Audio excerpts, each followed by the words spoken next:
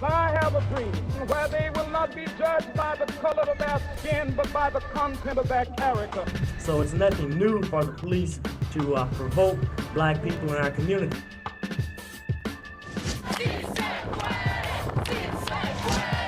Yes, we can.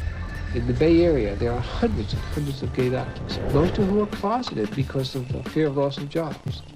And I, for one, will join in with anyone, don't care what color you are, as long as you want to change this miserable condition that exists on this earth. Thank you.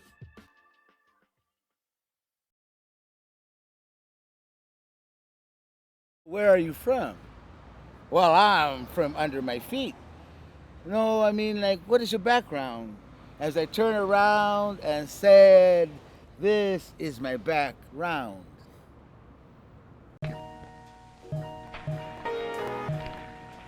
You tell me your name, please.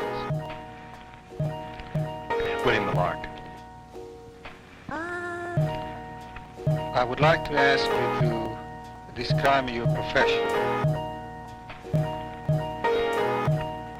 I'm an artist. Look, here comes halfway Harry and Harriet. Did they remember or did they forget?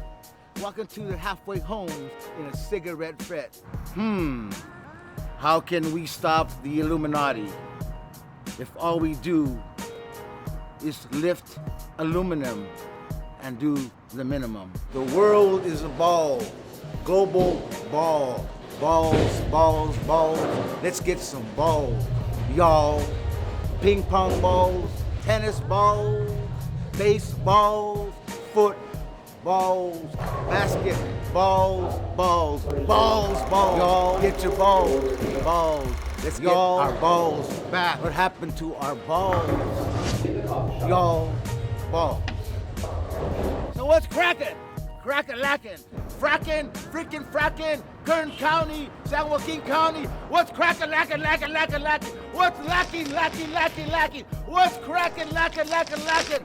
People's heads, the North Pole, oh, I don't know. You know what bothers me? It's people that say they're just chillin'. Chillin'. I find that real chilling. I would like to ask you to describe your profession. I'm an artist. Ah, are those pearls you're wearing? Why, yes. Then you're an oyster. That's what's cracking. That's what's lacking. People getting together. The earth is scorched, parched, earthquake, damage, cracking, aquifers filled with oil, spoiled the land. So what's cracking? What's lacking? What's cracking lacking? Do not give chase to the race war. My tío is in Mexican security. Oh, I mean maximum security. I don't always drink beer, but when I do, I prefer 3X. What's cracking? The earth. What's cracking lacking? The earth. What it's worth. What's cracking? Drought. Drought is what's cracking. The North and South Pole are what's cracking. What's lacking? People getting there together. That's what's cracking. I would like to ask you to describe your profession. I'm an artist. No more Guantanamo. No more Guantanamo. I beg your pardon. Why? Have you been to prison? No. Then don't beg my pardon. They're from the third world. Oh, a third world? As opposed to a first world? A second world? What a world of shit that is. If we eat chickens and talk shit, sooner or later, we're all chicken shits.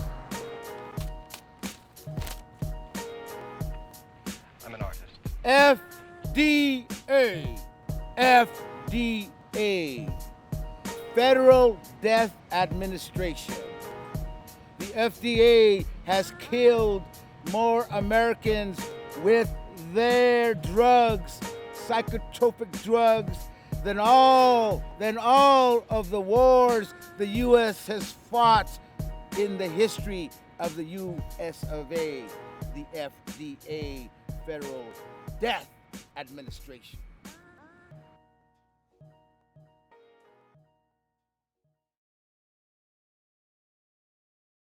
I'm from under my feet. My full name is Roberto Tinoco Duran. I grew up in San Jose, came here over Pachueco Pass in 1959 when I was 7. So San Jose is my home, you know, this is where I grew up. Basically, we had to leave the land because my mom was, she's suffered from domestic violence. My father was abusive to the point where we had to get out of San Jose. We had to get out of Dodge. So we did like the Beverly Hillbillies with 3 or 4 trucks, smaller trucks, and went over Pacheco Pass in 59 and never came back, never looked back. And my tios, so we ended up in San Jose, yeah. Well, I didn't look for poetry or try to find poetry. Poetry found me, and here I be. The first writing I did was in 1974. It was kind of a fluke, freak kind of thing because I needed to complete a term paper and I wasn't ready, wasn't done, hadn't finished it. So he says, what do you have besides, what do you have to turn in? Because it's due tomorrow. I said, I have some poetry that I wrote about police and the community. He said, okay, you got till tomorrow to turn it in and I'm gonna have to flunk you basically, you know. So, got to the house, East Hills Drive, had somebody type it for me. And so I turned it in, I got an A. He says, now you have to read it. So it was my first poetry reading in 74. Go back a little bit, now 1974, I was involved with some students at San Jose City College, doing some protests against police brutality back then. Got involved right away. So I've always had a really bad attitude about the police, only because they had a bad attitude towards us. So I reacted by writing instead of fighting necessarily. Till one day I fought back, trying to save 2 of my friends. And I saved them, but I ended up getting busted for it, and I copped to it. You know, I did it. I got 4 years in Soledad State Prison behind that. So it really started in 74, and then lo and behold, I end up in the joint for trying to protect them and save their lives. And, one of my worst experiences in my life, I did injure the officer, but he was trying to shoot my friend, and I stepped in. I had to move like Bruce Lee. There was no talking, it was just movement. It was a lamp, got it, smashed him over the head this way. There was an ashtray, hit the other officer, and he had a gun. My friend was like on top of him, they were struggling on the couch, and he was trying to shoot. But when I hit him, you know, the gun fell, and then I took off out of the house, and I got about 2 houses down, and I was bleeding over there. I had blood all over me. They hit a few arteries in the fingers. Went in the house, ran in the house, and they came behind me. If it wasn't for the people in the house, they would have shot me, they would have killed me. It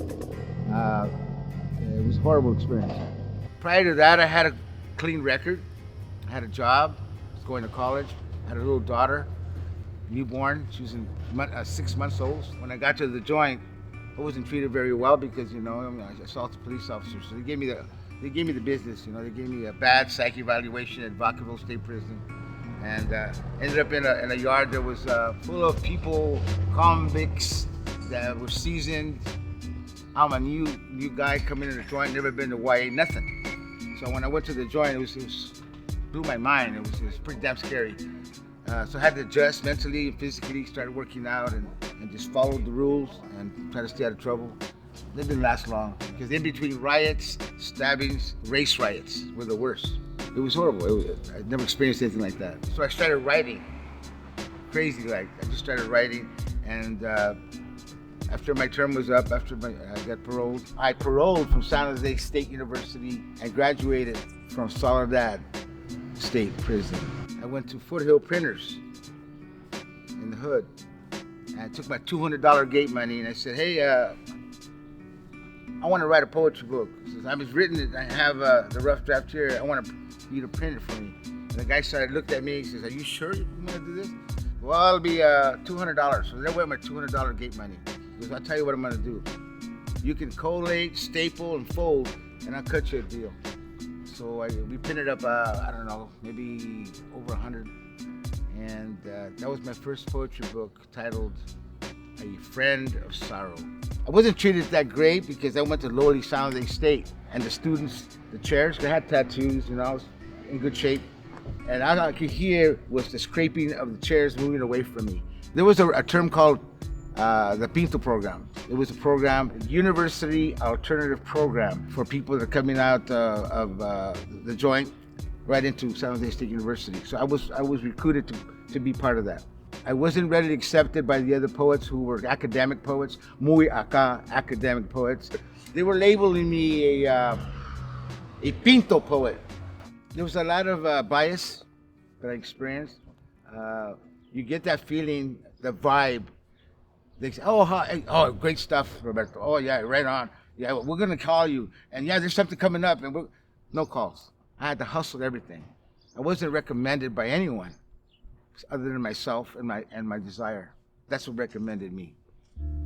Well, going to the shelters, going to the pantries, doing all jobs, doing all kinds of stuff. See, having a record against police, 245B, assaulted police officers. People don't like that on the resume. And when I would put it in my applications, I lost a lot of jobs. By the way, I got a BA in social work.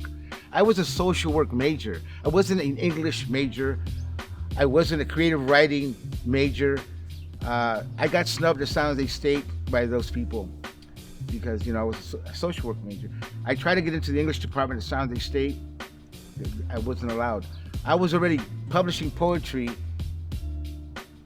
I had been published by the time I was at San Jose State. I submitted my work to Read magazine. They rejected my work at San Jose State. I was not let into a lot of venues. That was one of the frustrating things. Even homeless and everything, I ended up getting venues on my own. It was humiliating, because I didn't have their degrees. I didn't have their paperwork. I had my own, which is social work. And so I really did not qualify in the sense that I should be in the mix with these people who have the masters or have the BAs and masters, PhDs. So it was a struggle, yeah. Not a nice experience. I was like, oh yeah, prison poet. Oh yeah, Roberto Duran. Yeah, the street poet. So I went from being labeled a street poet or a prison poet, Pinto poet. I made myself available and said, hey, yeah, I am that, and I am much more, if you allow me to. How about a struggle within a struggle? That's who I am. I'm struggling just to be on par with my people, my peeps, my peers.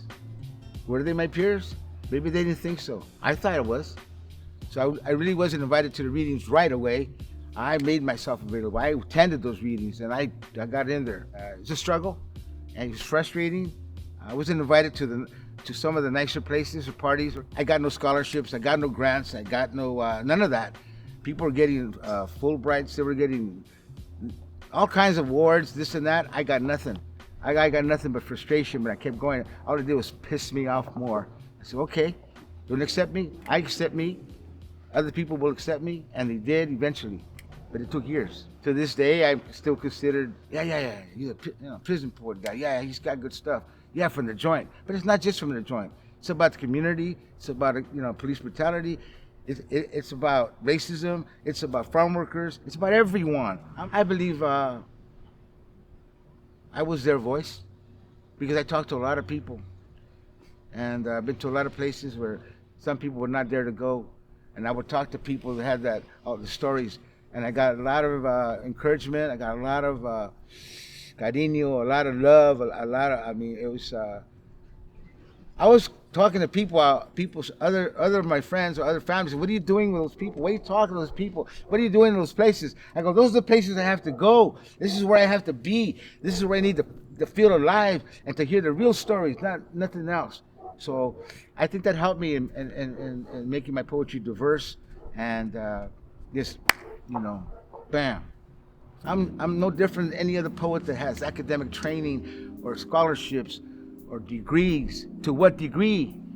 To what degree? How do you quantify? How do you qualify that? How do you measure that? I didn't look at that. I just kept going. Eventually, I got the nicer readings down the line, the university readings, school readings.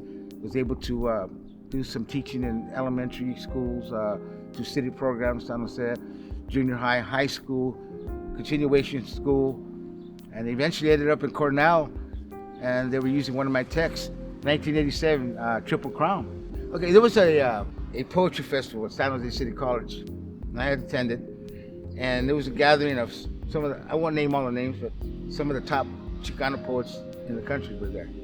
And I was one of them, and I was on the bill and all that. Then there was questions afterwards. And this one academic person from Stanford, it was a woman, it wasn't Antonio Busiaga, because I read with him. Okay, they allowed me to be allowed. Yeah, I guess they allowed me to be part of the group that got to read at certain places, prestigious, right? Festivals and conferences and colleges. Eventually that happened.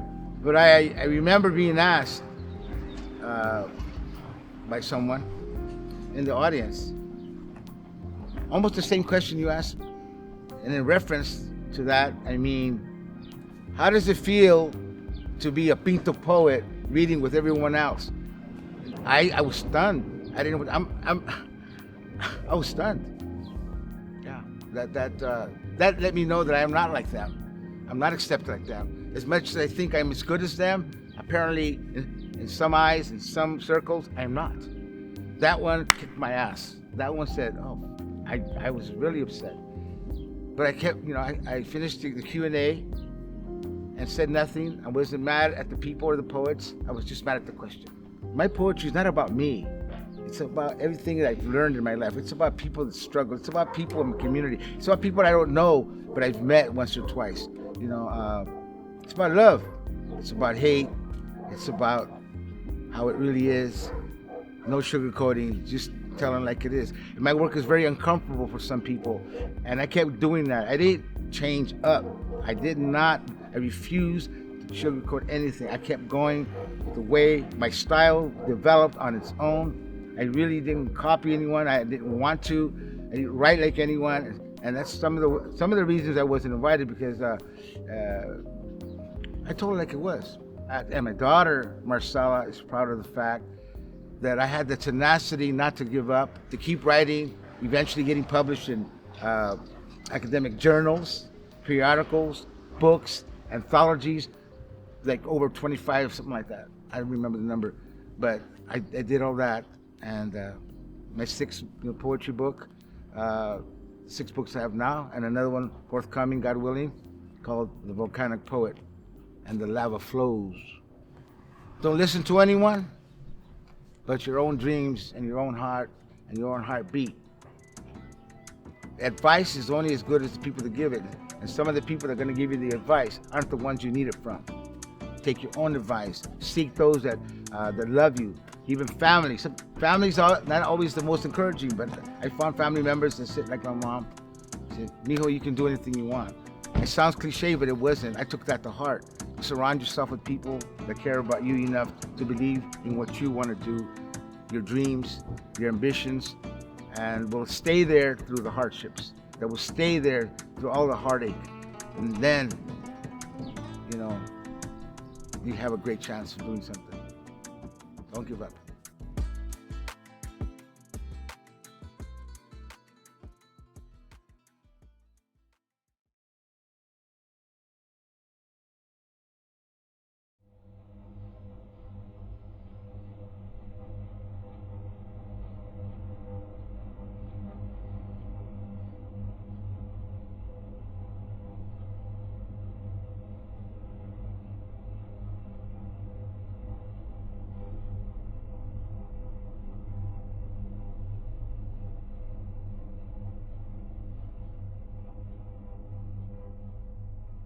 I stand on conquered land, no longer a lonely land. No shadows of the legends of Calafia here. History repeats in this place. Human hands trace the shape of this conquered space. Peralta fenced this land, branded it. The land of oak trees became a destination for immigrants looking for bluer skies and a slice of American pie. A destination for American Africans, migrating refugees, traveling by train, looking for reasons to believe, a place to breathe, to be met with traditions of suspicions and red lines. Pressed to the margins, packed in projects like rejects, on the other side of the water again. Not in the city, in the town. On conquered Ohlone land where the forest was tamed to make home for those who came after the Ohlone were gone. Red lines shape things, divide things, not always fairly, sometimes viciously, maliciously carving conquered ground. Red lines shaped this town, flatlands and hills, uneven hands, more for some, less for others. We learned. Care for one another. And there was a boom before the bust. With less, we made better. They made better best. Behold the Harlem of the West. We built life in Victorians that resembled Southern mansions to the soundtrack of our own evolutionary blues. Cole Brothers, Hotbeds, Bob Gettings, Pearls, Esther's Orbit, Slim Jenkins, The Lincoln, Ramondi Projects and Theater, Wood Street Hotel Bakery and Dry Cleaners, Jackman's Flowers. We rolled up our sleeves and we made a world, and it was ours. We made a stand on conquered Ohlone land. 7th Street never closed, but a glorious boom before the bust.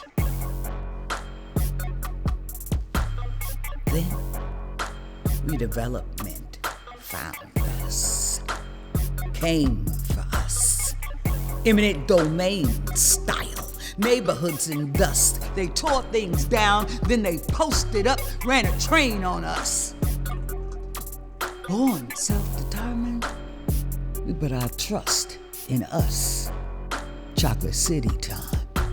In a boom before the bus movement like IT instructed struggle from sea to sea. Panthers proud the street like an army. Historic, momentous, a magnificent boom before the bust. Our lives have washed these streets, our blood on avenues and boulevards. We saw the sun set on the Harlem of the West. But we persist. We hang on porches and street corners, remembering. We pour out for the sacredness of earth. Praise the dirt, dance rebellion, stubborn resistance to red line created conditions. Targeted for subprime. Bonus bombs and blooms burst, burying the history of the boom. Prayers for those who never amassed enough to invest in the conquered land, where we made less better and better best. Hard to stand on shifting sand. Conquered, moved hood to hood, in a land of cranes and exit signs, pointing the way out of this conquered land. Now conquered again, discovered, harvested, burying dreams of freedom under the weight of massive investment in market rate condos. Textbook after disinvestment. Rebranded and repurposed, they have made a place out of our here. Designed a tall new world, perched on top. Thoughts of home and stories. Reaching, climbing, building and sowing, praying and hoping, packing and going, fighting to stay unconquered, unconquered land. Remembering to remember American African refugees, and the Ohlone.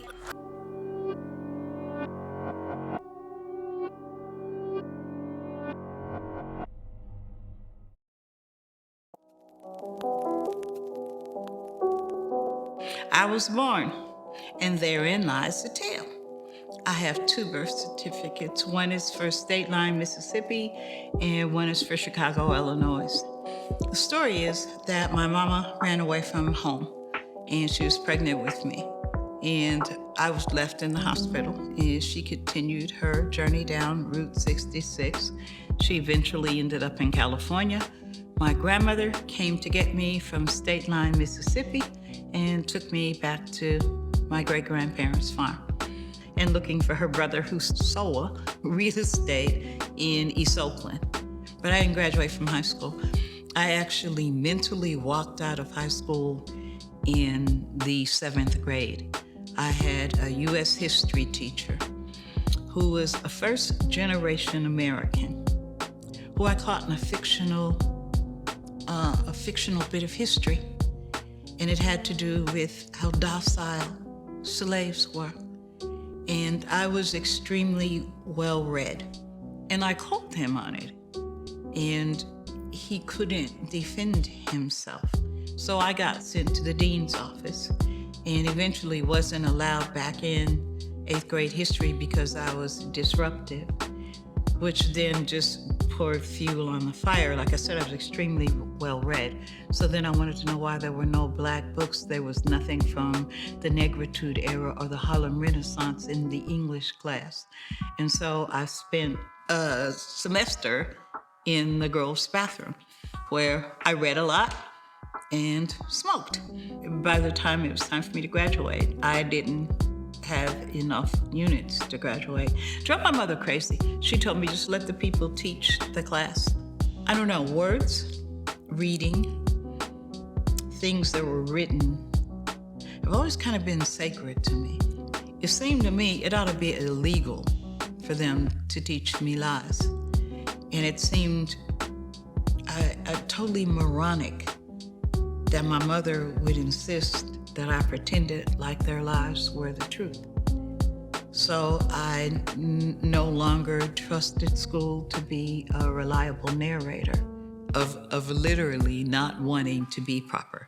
Because if proper lies to you to make you believe it, or proper can't rely on the truth, then instinctively something was wrong with proper. So I understood protect my neck before protect your neck was a saying, you know. I was also sexually abused because, again, a very young parent, and my mother had other children by the time I moved into the house.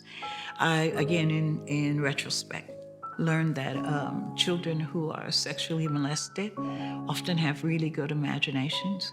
It's not unheard of for them to be creative beings.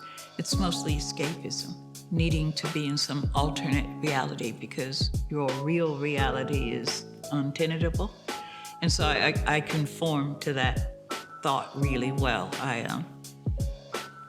wanted to be, adopted in the wrong house. Surely the right people would come and get me. I didn't deserve this.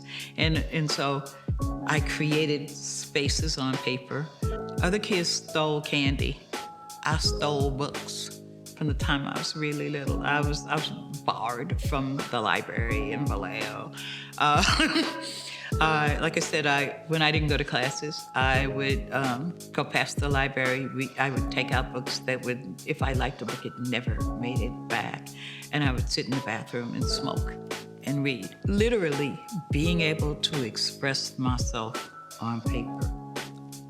And understanding from being really little that a book could take you anywhere. It literally saved my life. I know that it sounds cliche. So the idea that I could create places to go, or I could literally leave my body and be somewhere else, were survival tools. it also gave me the idea that if people could write that stuff and they could be so real for me, then why couldn't I write my own reality? Why couldn't I write a life that didn't end up with me committing suicide or overdosed or whatever? People who call themselves at risk. See, I was at risk. Young mother who turned out to be a functional alcoholic, really brilliant woman, but I'm the oldest of 9 kids. That's a huge dynamic. And I got put into a family after it was half made. So I'm the eternal outsider. Realizing that if you give at-risk people a chance to do what was whispered in their ear before they took their first breath, that they're amazing people. Outsiders, people who don't know how to color inside the lines, those are your geniuses. And a lot of them end up in jail or the insane asylum or dead, because the world loves for you to color inside the lines. But coloring inside the lines doesn't change things. We were all kids who were never supposed to make it. None of us. We were all supposed to end up on the garbage can somewhere. You know, my mom would throw away a journal, I would buy another one and steal another book. You know, I came to Oakland and walked into a black theater class because I went back to junior college because I had never gotten a degree, and ran into Marlon X, who took a script and put it in my hand and said, "You're a director." I'd never directed anything, but okay, I'm a director. There's something about I was exposed to art. It was what was whispered in my ear. And there was something very powerful about fulfilling your purpose in the world. And so as long as I am, that purpose has saved my life more than one time. Like I said, I was a very dark little kid. I've always been dark because life has been fairly dark. Even in the trying to live out the story as it was written, you know. The drugs, the streets, a gun in the car all the time, you're driving, looking out the rearview mirror. All of that was stuff that I got into because nobody ever told me it was okay to do art. It was like art was a parlor trick. You know, oh, that's good, you write and cite. Isn't that cute? Oh, you're a spoken word artist. Isn't that nice, you know? Oh, you've got a little theater group. It's a community theater group, right? All of those minimizing labels made me hit young adulthood thinking, you didn't graduate from high school. The only thing you're good at is writing and citing. Who's gonna pay for that? And trying to be a serious adult in a world that just wasn't made for me.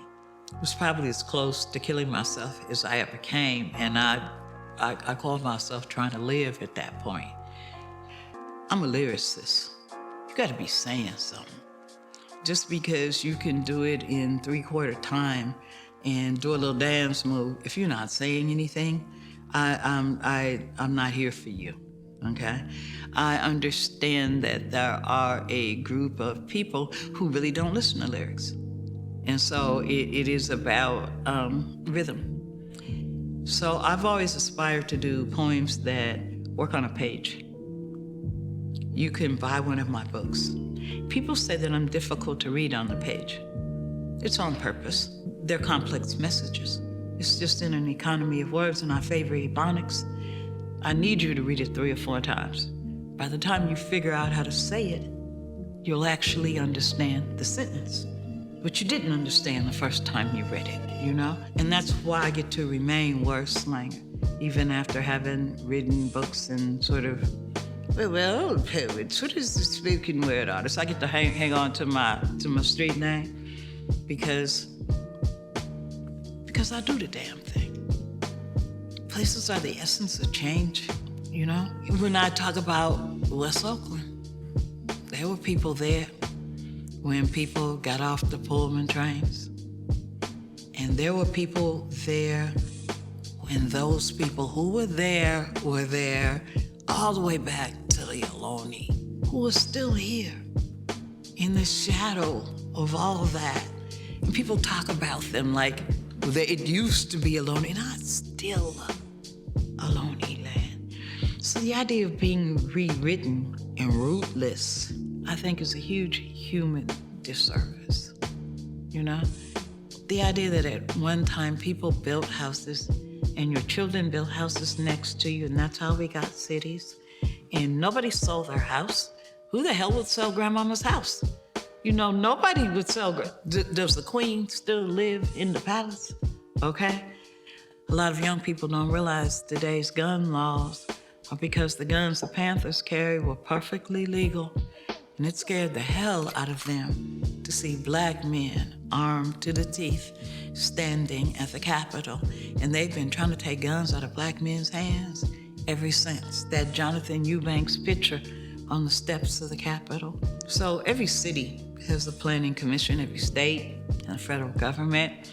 They have what they call garden state meetings where all the governors meet and they decide what they will starve and what they will feed at any given time. And so a lot of things that have come to pass in this town, people think are just happens, chance. No, they've been very carefully orchestrated and planned. They've rolled out in a certain way. I mean, my whole practice, 20 years, I've been talking about the things people discovered last year, you know? We were writing extensively about gentrification in 2010, 2011, doing theater around it, and it seemed to surprise people. So art is always ahead of other things. And I think the megaverse itself is probably intelligent. So it's using all of these stories at a level we can't even anticipate. So some really important conversations going on in America. Is systemic racism real? If systemic racism is real and white supremacy has managed to do what it's done to people of color in America, how influential has it been across the globe? And see, I already know the answers to these questions, right? If we can't dismantle white supremacy, we're going to be extinct. We're not gonna kill the planet. The planet's been here, it will be here. We won't be here. So this fight for social justice, a lot of people think it's about black and brown people trying to get free. At its farthest extent, it's a fight to save humanity. And the black experience is the one I know best. And I can look at my own life and I can sincerely say, Oakland has come as close as anything ever to being a resting place, a place where I could consider, I'm gonna build things here. I'm gonna do things that make a difference for here. I'm gonna be in relationship. I wanna be remembered in this place. I want my kids to love this place and to feel a certain way about it. And to have that be in jeopardy is like a continuing story of not having a resting place. Having a place to put down roots has become such a complex notion for humans. Why should you care? Why should you care about a rainforest burning, you know, a couple of continents away if you can't even go inside the house that your grandmother grew up in? You should ask your kids what they really love. You should ask them what they're supposed to do. And then you should listen to them. You should get out of their way and, you know, move heaven and earth to let them do that thing.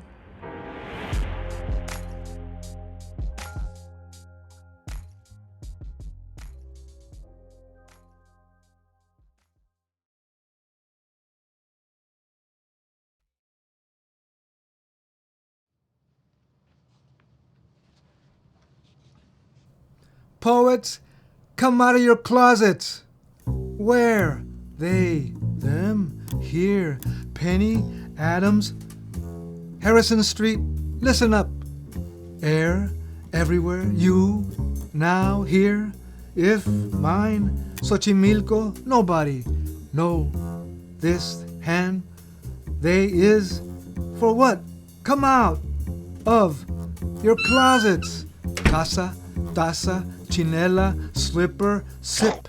My, don't know, seed, see, way, ha, ho, no, don't know, stairs, up, down, this, hey, no, is, names, me, gone, street, Victor, come, see, number 10, I, come out of your closets, hey, thirsty, penny, luz, light, words, nosotros, you, where, they, them, azul, rojo, roma, invisible, gone, come out of your closets, this, hand, hands, nobody, gone, invisible, glass, mind, this, sip, is, rust, boca, todo, star, you, see, yes, of your closets. Colonia, Xochimilco, Luz, where, they, save, mandala, Ulysses, nobody, hand, nobody, gone, invisible, Harrison Street, years back, Victor, Francisco, years back, Victor, Francisco, poets, come out of your closets. Mandala abounds and can be dissolved. Andrew Brown, here again, the suffering, here again. The vacuum takes us where?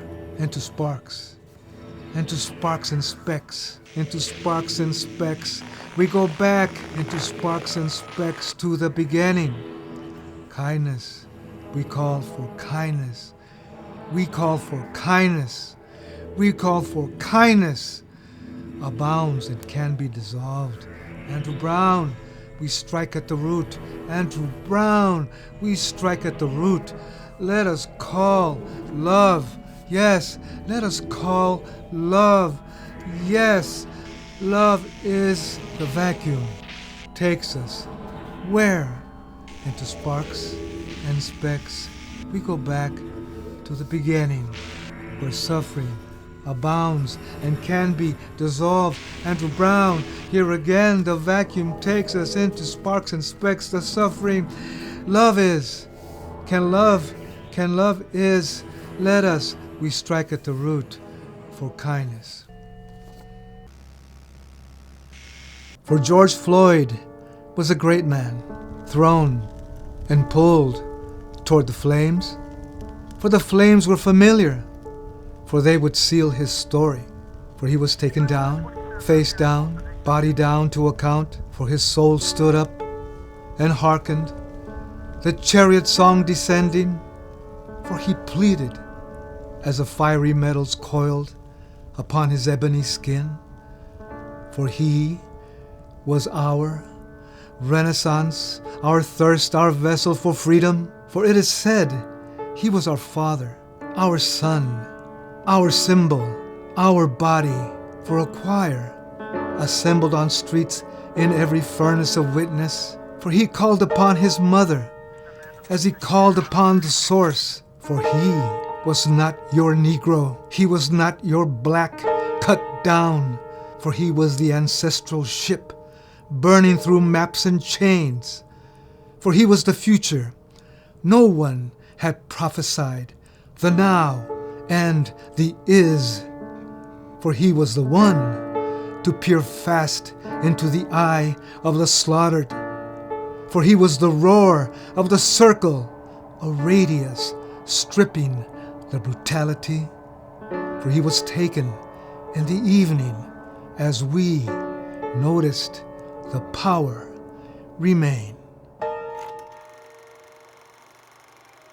For Jacqueline Amé Rosemary, 7 years old, from Guatemala, with a fever of 105.7, who died in custody, and for 8-year-old Felipe Gomez Alonso, also from Guatemala, who died under custody of Customs and Border Protection on December 24th, 2018, for all migrant and immigrant children and their families, separated on the road north.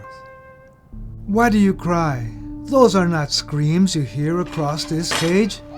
It is a symphony, the border guard says. There is a girl up ahead, made of sparkles. Is she me? Or is she dead? On the custody floor, 105.7 degrees. Where do I go? Where did they go? Where do I go? To breathe no more. A lost flame, a firefly, dressing for freedom. Where did she go?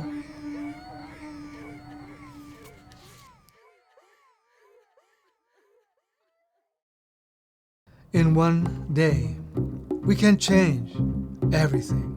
Division, separation. Now where is unity? Greed, interest, self-interest. Easily. You and we could easily transform nonviolence, oneness, kindness. Ready? Kindness, oneness, nonviolence, time. Me, sign here, where, when, begin, time, non-violence, oneness, kindness, ready, begin, and one day we can change everything, division, separation, now where you is you can, unity, self-interest, greed, easily, we could easily change everything in one day, transform society. Begin, sign here, begin in one day. We can change everything, easily transform society.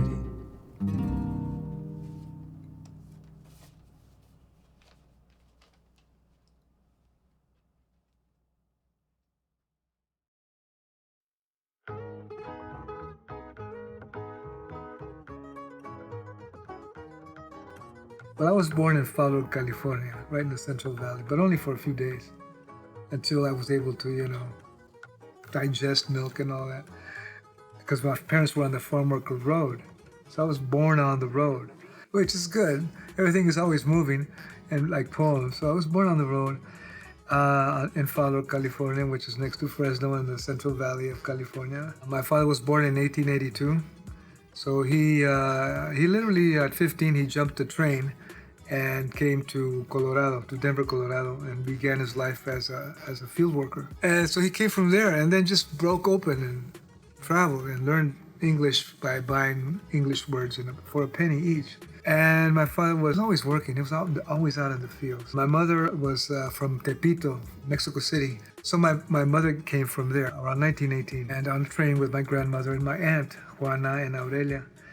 And they came all the way to Juarez and eventually made it to El Paso, Texas. Not as easy as it sounds, as you can imagine, with some bolillos in the bag and lemons and oranges, and maybe that was it to make it all the way to Juarez and sleep on bricks. You gotta survive. So they both were survivors and pioneer survivors in that manner. My father always wanted to move, regardless.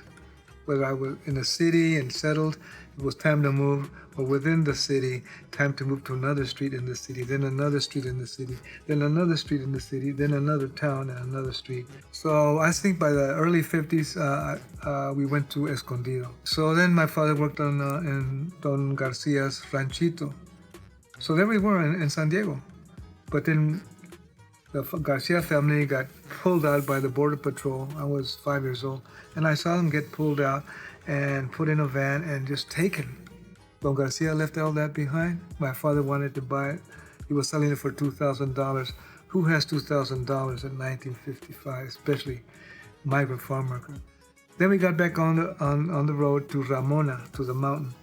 And my father found a place, and we had a little tin house. For the first time I ever lived in a house. And I had a shower. First time I saw a shower. It was made out of tin. Everything was tin. I said, "What? That's the way it is." But then we went to San Diego. So that's how I got to San Diego. And later came back after many years passed to Fresno, which is where I'm at now. It's a complete circle. For all the traveling that I do also, from town to town, with them, dragging them around, and my wife and Margarita, and by the time we got to Fresno, they said, "You know what? You keep on moving if you want to, but we're not going to go 1 inch because we've been living all over the place." I know Fresno because I was born near Fresno, and I used to hang out here as a little tiny child, swimming in the fountains, the public fountains in the parks, and in the super heat. And stories of Fresno, because my father would come back to Fresno to pick crops. And he was in his 70s by then. He was early 70s. I don't know how he did that. I couldn't walk 3 blocks in that heat, in this heat, in the summer. But he used to work in the fields in the summer. I was 72 years old. But for him, the picking crops in the summer heat, the incredible conditions of working as a farm worker in Fresno, especially in those years, without any protections of any kind, for him was no big deal. And my mother's life was similar in the fact that she knew how to survive. But she had really wanted to be a singer and an actor in the little vaudeville, Mexican vaudeville teatros of the 20s and 30s in Juarez and El Paso. And she really wanted to do it. She was just burning to do it, but was kept back because of the fact she was a woman. And no deal, that's not gonna happen, so she was held back. So she didn't get to the stage, but she was just a natural performer and singer and rhymer and riddler and storyteller. And so I grew up with all of that. Storytelling, rhymes and riddles and sayings and rhymes and riddles and stories and storytelling. And the photo album, and this is who your tío is, and this is who your abuelita is, and this is their story. That was her natural style. So she was my first teacher and my first workshop. And after that, I was done. I didn't have to take any more workshops. I lived in a poetry world, in a performance world, in a traveling world. And that's it. That's life in itself. The other side of that story is that we didn't have any funds, any resources. Everything was handmade. My house was a room that my father made out of wood that he found somewhere. And he put it on top of a car he found, so it had wheels. And he put this frame of a house, four walls and a roof and a door on top of that. And so it was all handmade. I had pieces of cloth sewn on the holes in my pants. So everything was handmade. The salsa was handmade, and the tortillas were the same way, and the house was the same way, and the shoes were the same way, and my pants were the same way, and everything was like that. So nothing really was difficult because you knew you were going to piece it together one way or another. I didn't really go to a school to learn poetry or writing, even though I was in class and I was in elementary, middle, and high school. But we never really took a writing class. As long as you learn how to spell as best as you can, and I did that by pronouncing words in Spanish so I could learn to spell them in English. Like, business, business, pencil, pencil, hand. So that way I would have the letters right. The teacher told me, here's 7 words, create something with them. I go, oh man, I can't wait to do that. Because I was piecing things together and sewing them together and moving them around and turning them into something. That was since I was 1 year old.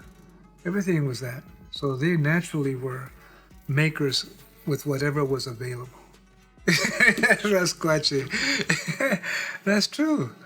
And since we have so many languages now, you can use them all. English, Spanish and English, Galo, Juarez talk, El Paso talk, formal talk, official talk, school talk, professor talk, vato talk, art talk, artist talk. All those are just amazing materials to sew and patch on your pants or on your shoes or into your own consciousness. So when people ask me, like Governor Brown, when I became Poet Laureate of California, I was going to talk to him, and he was going to, sign the paper and hereby declare you Poet Laureate of California. He said, how can I use the work of T.S. Eliot as a governor in order to kind of create a better society? And I go, what on earth was that? What kind of question is that? It still made sense what he was asking. So I figured, it's kind of a multicultural poem, multilingual poem, and multi-style poem. It uses many styles, of writing styles and scenes, and he meshes them all together. I was more interested in how it was composed and what its ingredients were. And I think looking at those ingredients and materials and how they're meshed together would be a great template for California. But by the time I got to that, I sent him a book. I said, just read this book on the wasteland and we can talk later. But all of that is really strange to me. American writers, English writers. I was asked in my tours as Poet Laureate of the United States, can you name a Victorian poet?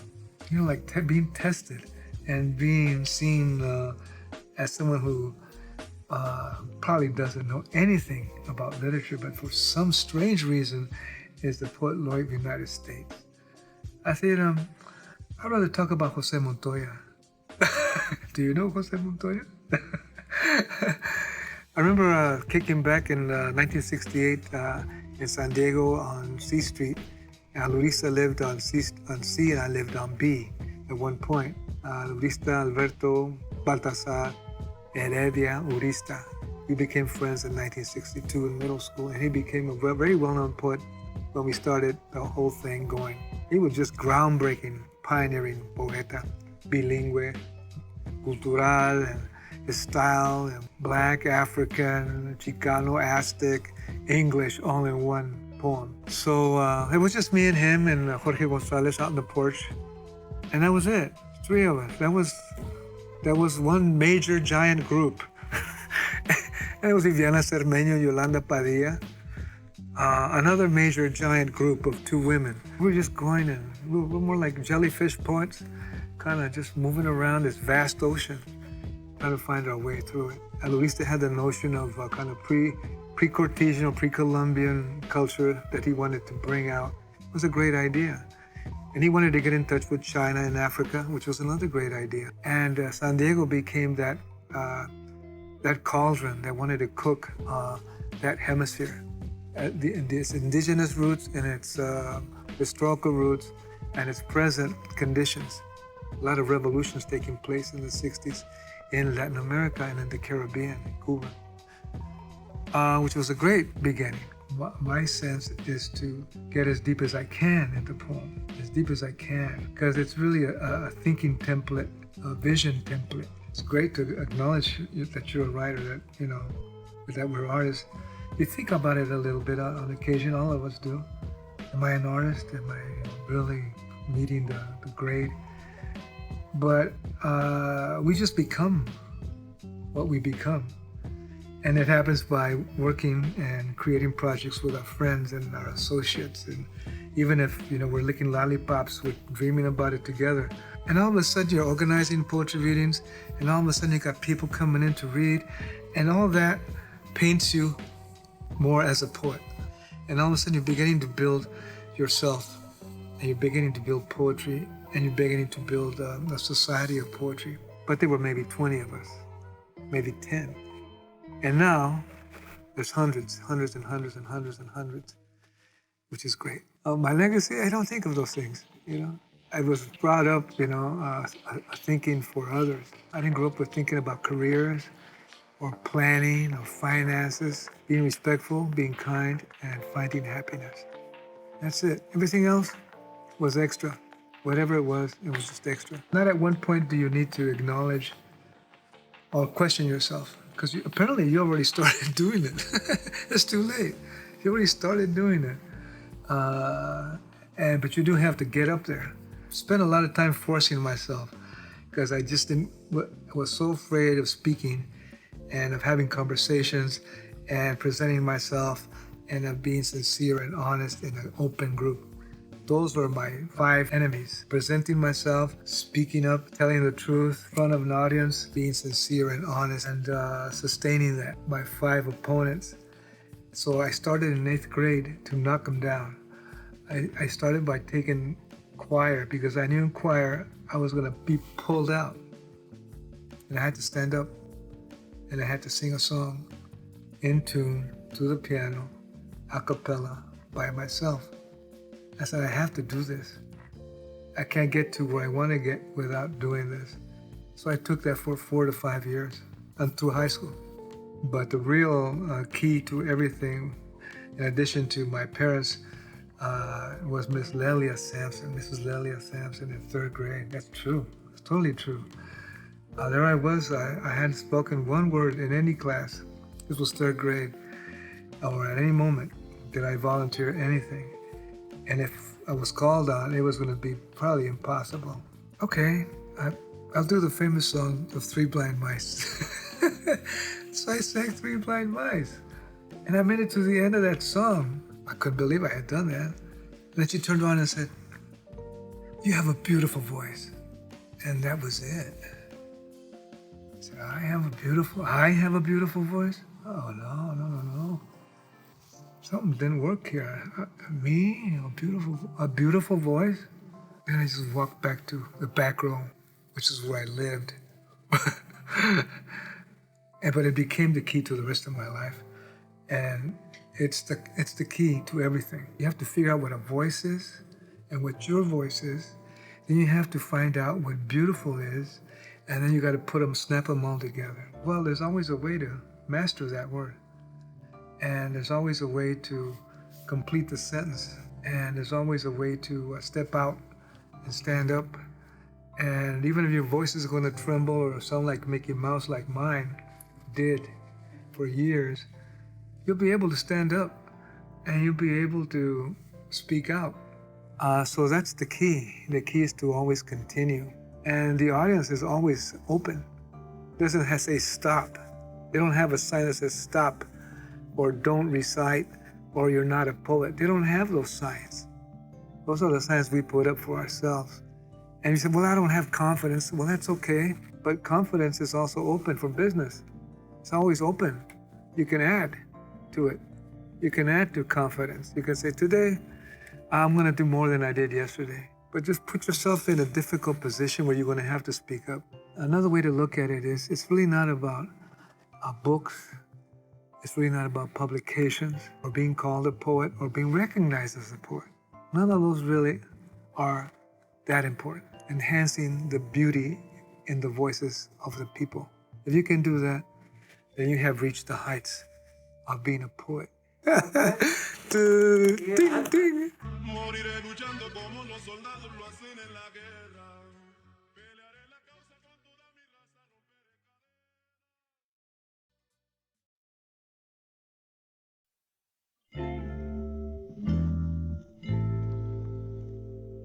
My empire of fog-crowned hills, through webs of electric muni lines, that tang of Phil's roasted coffee grinds, scorched breath of San Francisco poets emits passion of Juana Alicia, Roberto Vargas, Juan Felipe Herrera, legacy of Ginsberg, Kaufman, Diane de Prima, devotion to its exotics, its rituals, its unions, and gangster politics, where a dancer can steal your heart and hold it for ransom at a gallery called Crucible Steel. This muse, more than just an obsession, more like a blood oath to embrace Carnival, where even the most straight-laced will cross-dress for the sake of adventure. This is San Francisco's heartbeat. This is San Francisco's heartbeat. My homie's house burned down. My homie's house burned down and we read poetry in the ashes. We raised some cash and his spirits with bottles of tequila and coronas, salted tears to quench harsh throats. We told jokes and Marcus played hard bebop. My homie wailed for his dog, lost in the smoke of a broken pilot light-induced inferno. The poetry heals and the bebop revives. The poetry heals and the bebop revives. We never go softly into that dark night. This is San Francisco's heartbeat. This is San Francisco's heartbeat. This is San Francisco's heartbeat. They say blacks and Mexicans don't belong anymore. Can't afford to raise a family in a decent sized home anymore. But Muni drivers are black and those jobs last forever, and Latino teachers got white kids speaking Spanish, at least until Chicano becomes a 4-letter word. If you peel the flyers back from the telephone poles, you'll find broadsides. You'll find broadsides protesting gentrification of the Guayabera. 1921, 21 19-year-olds. My broadsides were bilingual when it was illegal. You don't know how to stop this flow. A poetry evangelist with contraband Mexican cigarettes by the pound. Yo soy delicado. When we liberated public space con queso and el tambor y el cheque con bass and saxophone with David Molina and Jimmy Biala, with Howard Wiley and Marcus Shelby, with Jenny Lim and Rodessa Jones, with bourbon and rum and smoke and drum, with bourbon and rum and smoke and drum. We brought Monte Crudo to the tool shed and we made Relámpago Negro. That's Black Lightning, Enrique Quique Padilla, Relámpago Negro. This is San Francisco's heartbeat. This is San Francisco's heartbeat. Everybody always want to know. Everybody always want to know, what's so good about San Francisco? It's the poets. It's the poets. It's the crazy, drunk, loud-ass poets from the Mission, the Fillmore, Hunters Point, Bayview, North Beach. I wasn't born here, but I ain't no tourist. And I know my way around. Broke so many hearts, but keep coming back for more. We speak easy at Bruno's in the corner of the bar. Her style is Latin swing with strapless dress and high heels. She brown skin, so beautiful. Want her to wear my ring. Representing swagger with mestizo babies in a sling. We jazz fest in North Beach with tapas on the grass. We festival in Stern Grove. We carnival, we Baker Beach. Our babies growing so fast and we like to show them off on Facebook and Twitter, Instagram, LinkedIn, Google+. The Bay Area got them all. San Francisco is our heart. Many come to claim her throne. Many move to Oakland. Home is where I'm loved the most. So rise, San Francisco. Like trolley train over Pacific Heights, we look to you for inspiration. When life is about struggle, you make it possible to desire something different. You make it possible to believe, because we still believe. Yeah, we still believe. We still believe, yeah, we still believe, yeah, we still believe, we still believe, we still believe, we still believe, because we still be, we still be, we still be, we still be, we still be the heartbeat of San Francisco.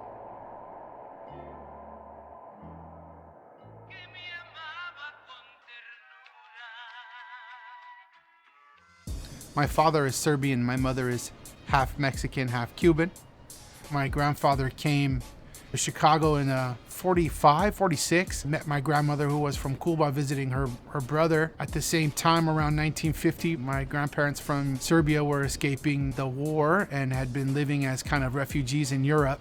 And they made it to Chicago also. So it's just like weird how people are born, you know, and like that hybrid of immigration, you know, it's always been part of my life. My mother got pregnant with me when she was a teenager. She left Chicago and moved to San Diego.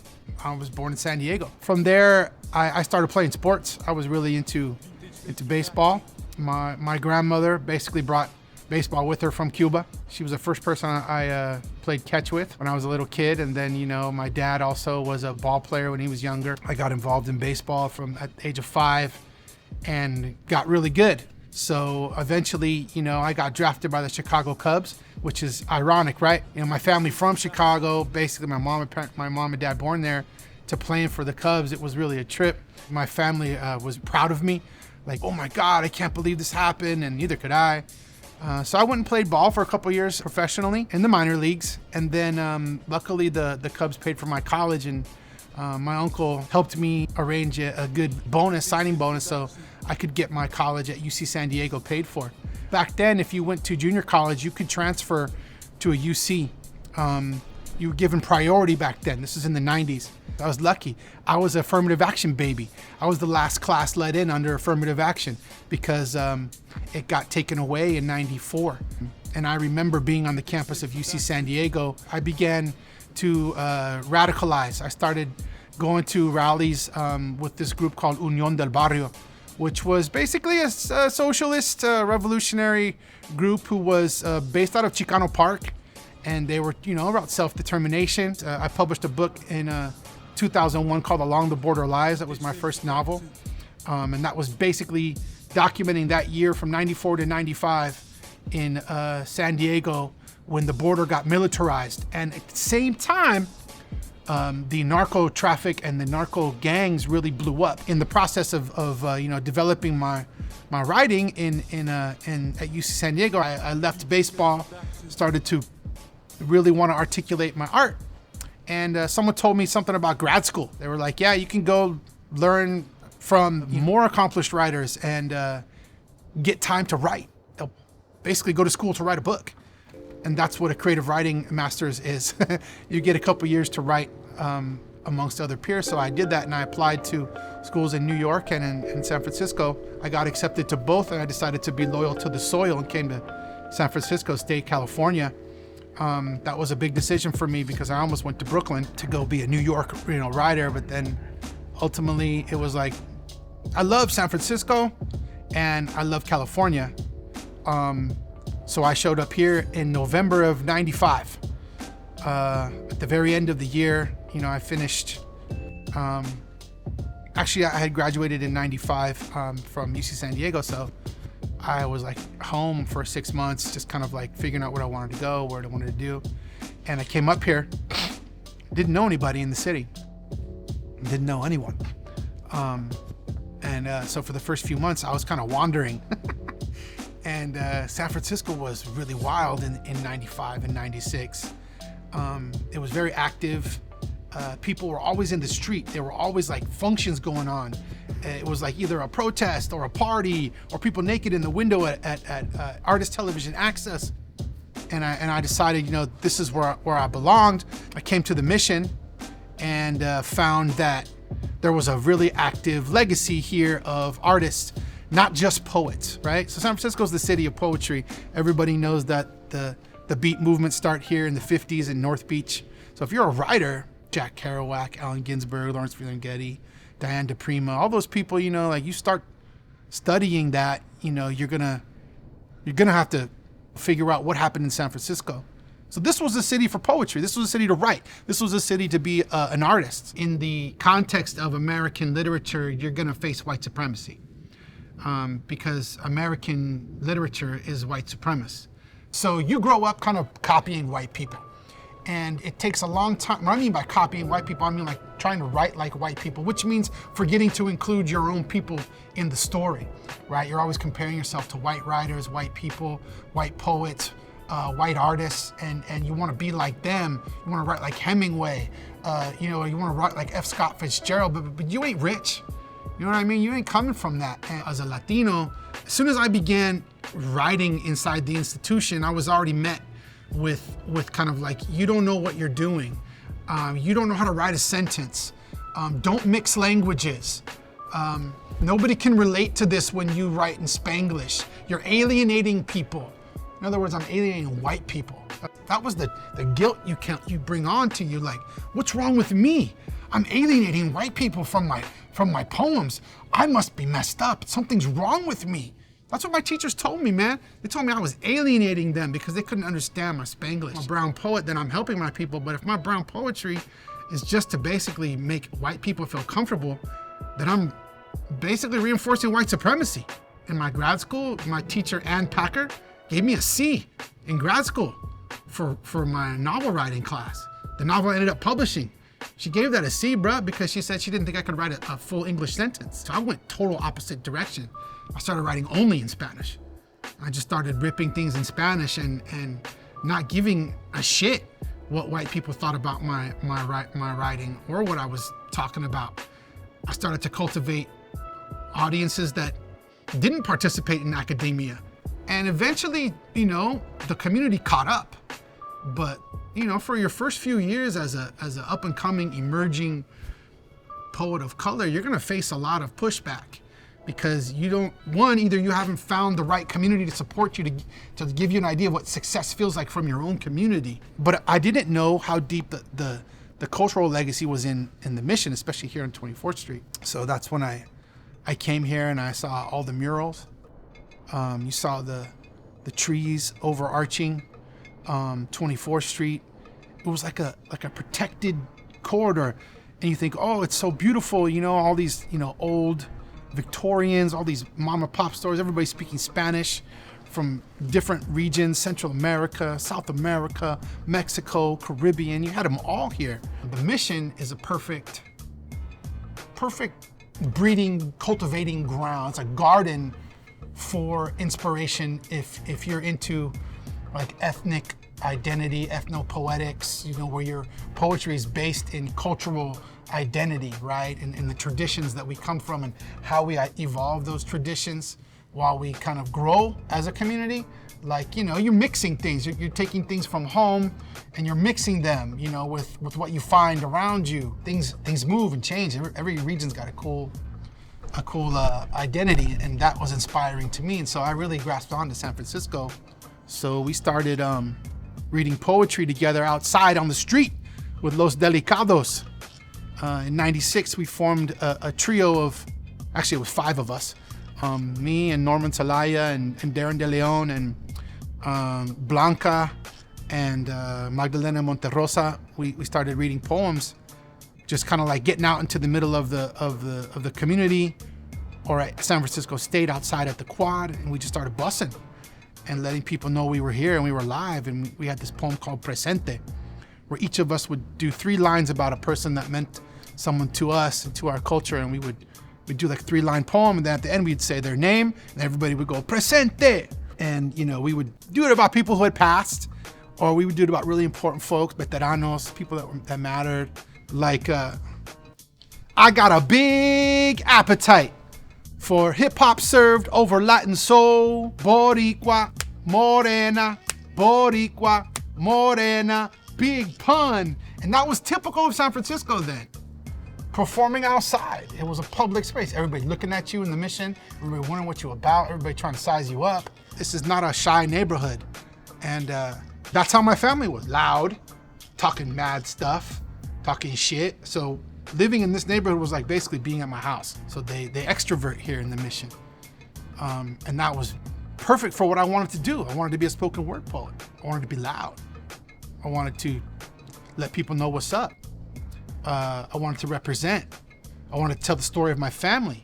I wanted to reach out to my immigrant and let people know that I welcome them here, and that this tradition of oral poetry is ours, right? It comes from our communities.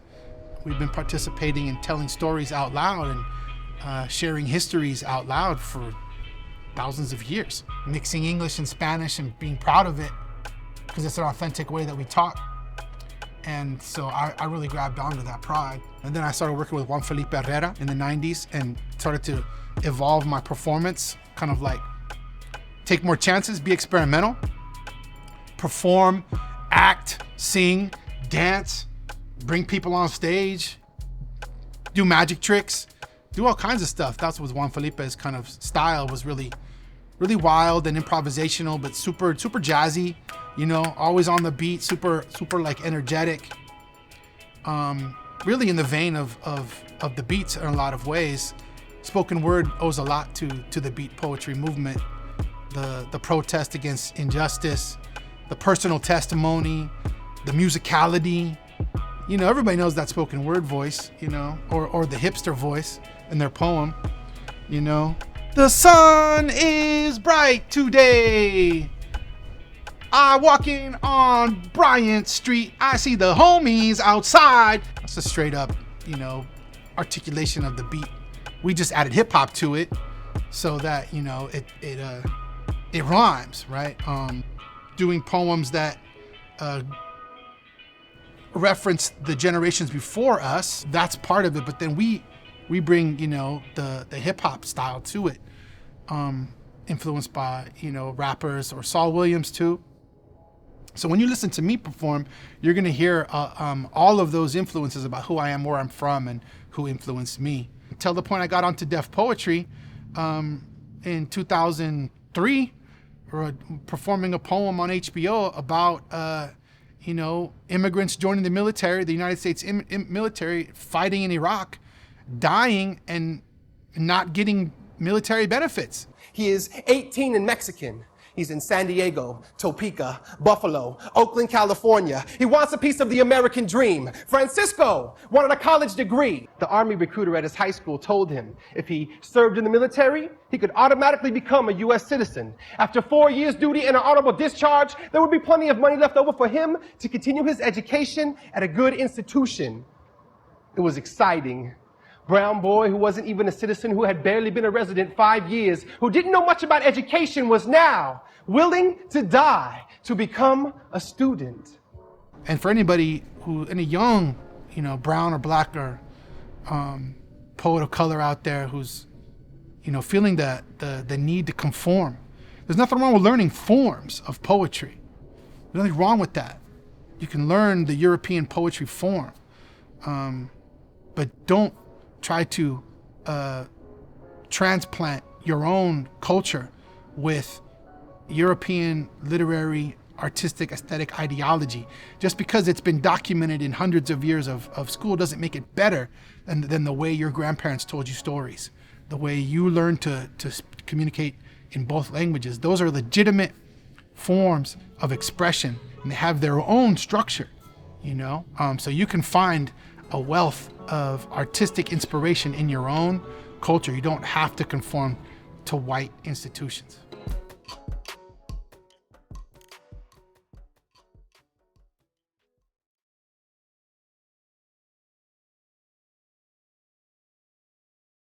To the boy who was night.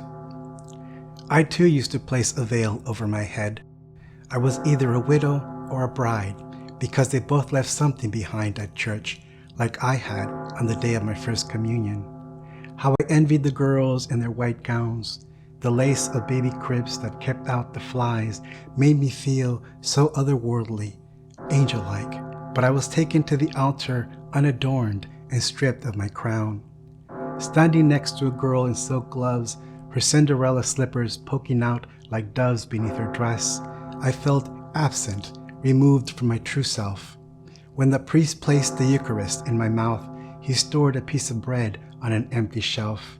It remains there, unclaimed and forgotten, like that child at the altar whose heavenly light never reached the spot where he stood. I want to tell you, dear one, that light doesn't only come from above. It also comes from within. I have felt its heat many times. The first, when I walked into a field of sunflowers and recognized the beauty of my kin. And when I borrowed mommy's lipstick to plant a ruby kiss on my reflection, and when I draped abuela's white rebozo around my shoulders, how I shuddered, shaking off the cold gaze of ridicule from school. I learned to be as confident as a butterfly, as elegant as a moth, dodging shame by coming out of hiding every day, and then each night.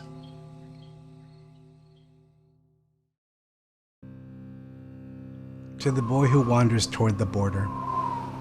I call him Juan, but he doesn't answer. I call him Jesus, and then Demetrio, and then Raul. I even offered to let him borrow my own name, but only for the few seconds it would take him to hear me stop and turn his head. He will have to give it back once I catch up to bring him home. My name is much too long for him anyway. Even from a distance I can tell the ends will brush the ground. No harm done. Desert dust shakes off so easily. Artemio, I shout, and the footprints on the soft sand stir awake, but those are not the boys. So I bow my head apologetically and move on. Perhaps my mistake is assuming he speaks Spanish, so I switch to Purépecha, our mother tongue. He has to be from Michoacán because of the black ribbon on his hat and by the coloration of his wings. I call him Awani, which means rabbit. I call him Ashuni, which means deer. But this only pulls my body south, and now I'm fluttering away from him. Now I'm completely out of earshot. The boy thins out like the matchstick succumbing to the flame, and I become nostalgic for my TaJa, for how he used to hold a match until the heat reached the callus. How he never lit another cigarette or sang pirecuas after my brother left. My brother no older than the boy I can't reach. Every boy going away is my brother vanishing all over again. Is TaJa closing his eyes like the lid of a coffin coming down to hold in the secrets of the dead. The boy is not a boy anymore, but the word before thirst, the word that sinks into the sand like a button or a tooth or an eye or other things that come loose on a trek. The boy, not boy, but sunset. The boy, not boy, but string of smoke that wanes just before the dark end of the wood in the fire pit warns us that the world is growing cold.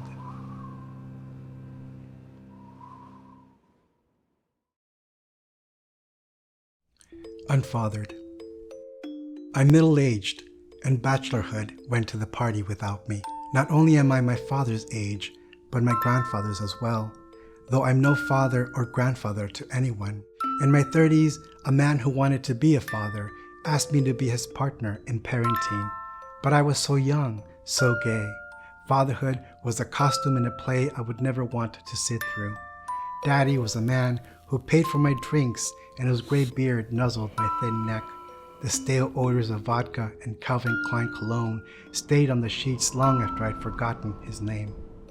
In my 40s, a woman asked me to father her children. She also gay. She with a dream to mother a brood of half-black, half-Mexican babies I could visit any day. And I said yes. Yes to children leaving handprints in my living room. Yes to tiny mouths smearing yolk in my books and milk in my bed. Yes to the gurgles and cries, too unruly to lock up like toys in a box. Yes to Papa Pretense. I saw myself closer to the men in my family, to their worries and joys at having someone else with whom to spend their money and their time. I too wanted someone to grieve at my loss and to remember me years after I died. Beloved Father, a prized achievement engraved on granite so that even after death, any passerby would know what I bequeathed to the broken world. Yet, babies never came. I walked away from cradles, baby bottles, and the badge of honor memorialized on my grave. Sometimes I visit that cemetery, a bright bouquet of flowers, marigold, myrtle, and baby's breath, an offering to the father I might have been, but also to the father I never had. How I yearned for his approval and affection, how I walked the lonely earth and will continue walking still, mourning the men too improbable to come true.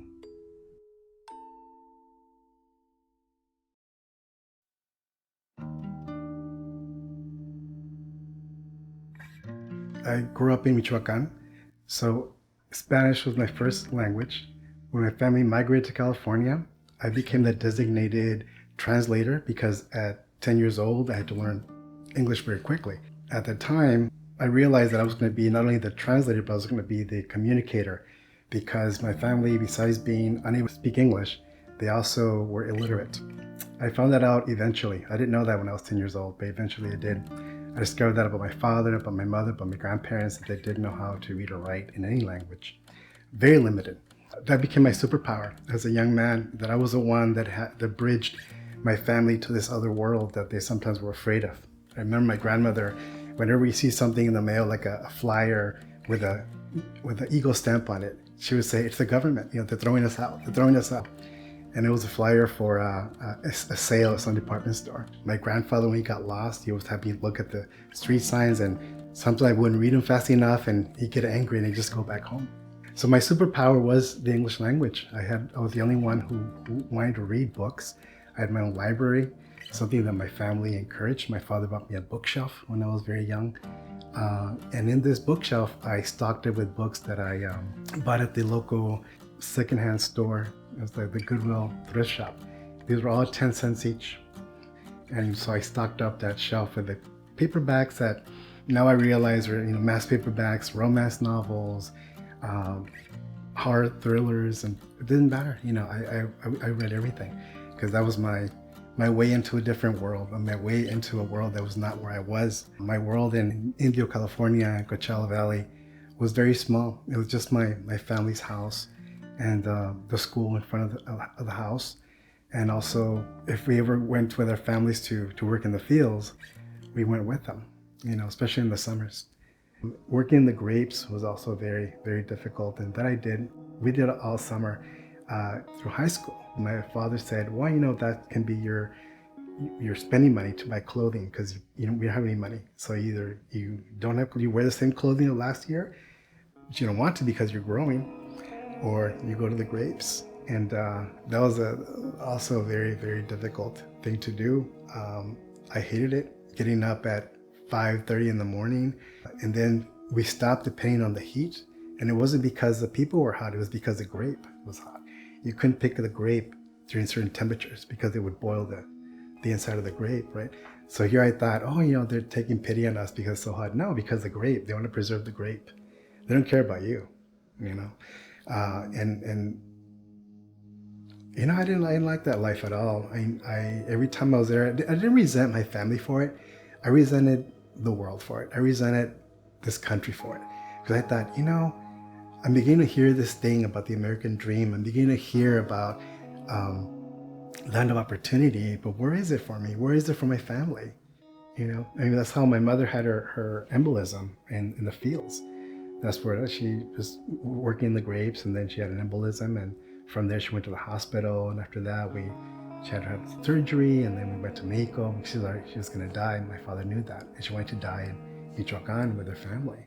And I was 12 years old, my brother was 11, and there we are, in these spaces that I was blamed for killing my mother. I say the grapes killed my mother. The grapes really ruined my father's health, my grandparents' health, because all those years, my father had Parkinson's, and toward the end of his life, and somebody said, the pesticides must have done that.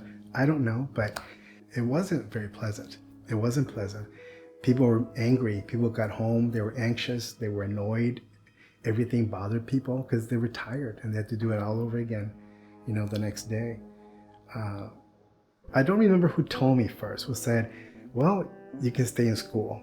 I don't know if it was my family, I don't know if it was my teachers, or maybe I just kind of came up with it, like, that could be an alternate route into life. So I stayed in school. I preferred that world. I preferred the world of books, and the world of quiet. Where you're just absorbed into a different place, a different time. We had this wonderful thing in our little thermal town. That was the bookmobile.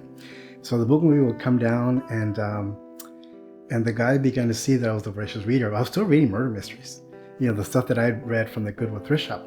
And he started recommending me his other books. He said, why don't you read this? And I think one of the first books was The Jungle by Upton Sinclair, which is a very political novel. No context for it.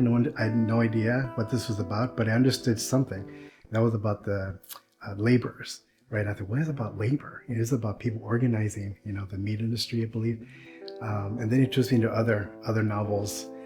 See, Truman Capote was another one. And the reason that Truman Capote became important was because I saw him in a movie. I thought he was an actor in this murder mystery called Murder by Death. And I saw Truman Capote, and I saw him, and I go, that man is gay. And that's okay, the people in the movie accepted him. And then just by chance, he died. So it made news. And he said, the celebrated author Truman Capote. I said, author? I said, I read. I'm gonna go find Truman Capote. So I started reading everything. And then my family moved from Thermal, California to Indio. That's when we got cable. And that was a whole other thing. But by then I was already very addicted to books. Books were my way into other worlds, to meet other people, to understand different experiences. And so all that fed into me fantasizing about becoming a writer, because I would see documentaries sometimes or on TV of these writers, and I thought, that's what an incredible thing to do, to be able to write something that other people want to read and that would transport people to other places. And so that was the beginning for me. I just knew that I wanted to be away from home. I knew that I didn't want to be at home anymore. One, because I realized, okay, I'm a gay young man. That's one thing that I can't tell my family yet. everything else I can show my family except for that. And that's eating me up inside. I said, I cannot be a closeted gay man. That's not, because I saw them out, white men being out. I said, I want to be that. I want to be out in the world as I want to be, not as my family expects me to be, right? And so I was already breaking expectations anyway, because I was the writer, I was the reader, I was the kid that knew English.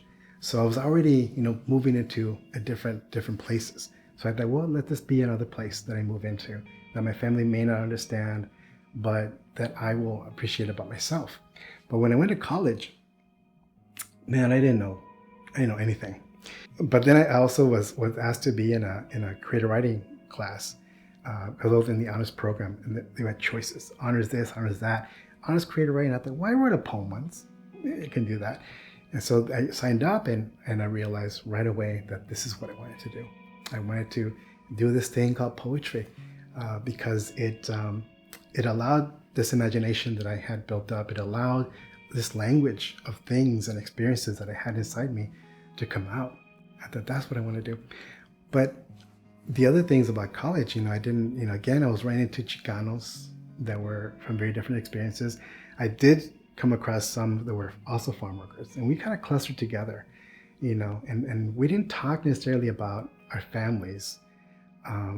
We just basically were a support group. We're the farm workers, the children of farm workers. And so we understood something about ourselves that others did not. So I was looking for my next adventure, and it just happened that a friend of mine was telling me that he had a friend in New York City who was looking for a roommate, and I said, well, I'll do it, I'll do it. And so I moved to New York City, December 8th, 1998. Next thing you know, I'm there for 20, 30 years. It just happens, New York gave me the kind of excitement that I didn't know I needed. I went from sleepy town to sleepy town, and then New York City, something that I'd only seen in film. And I knew all the writers were in New York City. That's what I knew. So I thought, well, why not? Just hang out with the writers a little bit. And I just fell in love with it. I love the energy. When I write about people, it's memoirs, fiction. When I write about images that intrigue me, those are poems. It's not a deliberate act. Sometimes it's just one word or one image that comes to mind. And it's just a matter of thinking about it.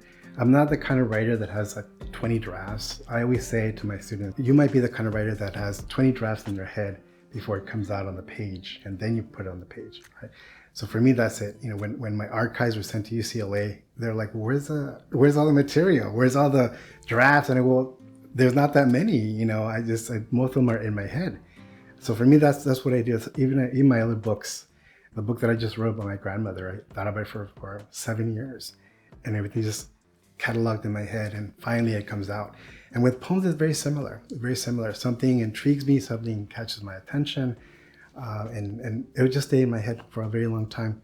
And I'll collect things, but when it comes out, it comes out. I knew writing was going to be solitary. I didn't realize how lonely it actually is. And sometimes this can be painful. You lock yourself into the room. You don't lock yourself in by yourself. You lock in yourself with all of the memories, all of the pain that you want to write about or express. Some of the joy, definitely, but I wasn't ready for that. And even now, I think the writer's life is very lonely. You're on the road, you travel. When you're received in a university or some kind of center, everybody loves you for the moment, and then at the end, they just send you back to the hotel, and you realize it's just you. It's just you with whatever you brought with you. Well, I just finished writing my 4th or 5th, I don't know who's counting, memoir. And again, I go back to those important years from 10 years old to 17. And those 7 years really did change and shape my life. That's when I moved to the US. That's when I lost my mother. That's when I went off to college. So everything happened during those years. And that's when I really also came out to myself. So those 7 years are very important. Also, the other thing I realized is that it's so painful to go back. And I thought it'd get easier. It would be getting easier, but it's not. It's actually becoming very hard because I realized how many things are no longer there. My grandparents are gone. My parents are gone. I'm estranged from some of my cousins and my uncles. That's not there anymore. Home is just memory at this point, right? So I keep going back, I guess, because I I want to go back home. And no other time after that has really been that important. It's the rest of the time from age 17 to now 51, it's been just cultivating what was planted during those 7 years. Masculinity, I think, is the theme that I explore in my work, and definitely understanding that I was different, that I was not going to fit whatever role my father or my grandfather thought I should have as a man. So that's where I cultivated a different one, as an educated man. And this is a role, I don't think my father and my grandfather knew what it was.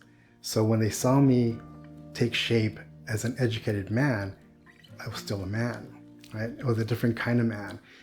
My father didn't find out, or maybe I think he already knew, but he never really voiced it, or he never really connected with it until I was in New York City. I moved to New York in 1998. So around 1999 was when I received a call from my father, and my father never called me, ever.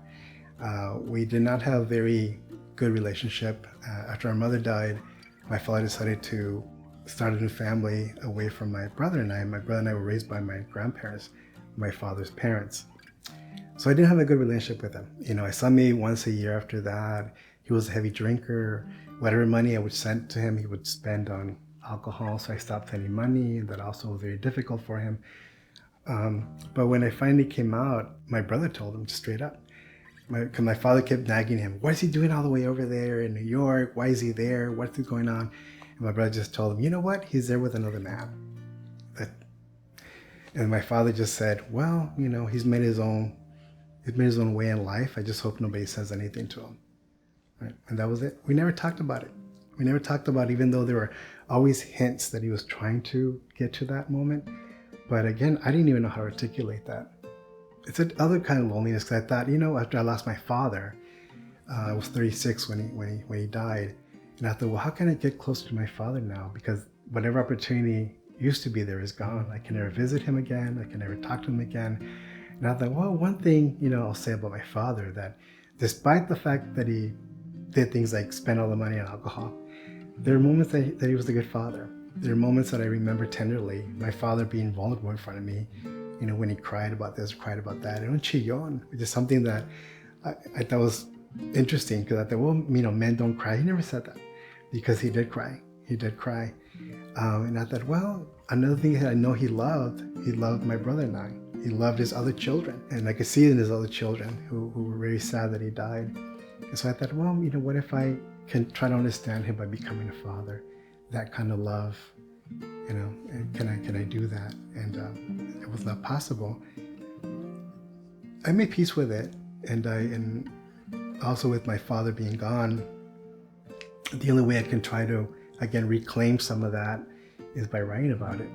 It's in the writing. My father's in the writing all the time. Even though I say, you know, enough is enough, but no, he keeps coming back. I think there's still a lot we have to talk about. I see myself in so many of the young people. Every time the school term begins and I see the freshmen come in, and especially where I teach at Rutgers Newark, and I just want to say, you know what? You're in a good place, and I hope that all your dreams come true, even the ones that I couldn't dream because I didn't know. What matters most is that I hope that I'm inspiring other young people the way I was inspired when I was reading Rodolfo Anaya and Sandra Cisneros and Tomás Rivera and Ana Castillo, Denise Chavez, Luis Rodriguez. You know, I hope that somebody reads my work and that they see something in themselves and that they feel compelled to tell their story. We need the next butterfly boy, you know, to blossom, to put something out there that's going to connect even more directly with a new generation of readers. I don't think people understand how much Mexicans really are part of this ecosystem in this country. You know, without those low wage labor, you know, your grapes would cost a lot more. Your oranges would cost a lot more. And it's because of people who make these sacrifices. You know, many of them undocumented, like my mother was undocumented. You know, there they are doing this labor so that people can afford cheap grapefruit, cheap dates. You know, I remember one time the bus getting very, very quiet was when we passed a field, and I think there were lettuce workers. And one of the people in the field got up and waved. And the bus got really quiet. And later I realized, one of us saw our parents out there working in the sun, bent over, and they waved us on the bus, And I thought that was a powerful moment there, that I thought, well, now we know that it took those people in the fields for us to be in the school bus going to school. And so to disparage or diminish these folks is really diminishing what they've created here in this country, not just picking the fruits and vegetables, but also creating children that eventually did something good in the world.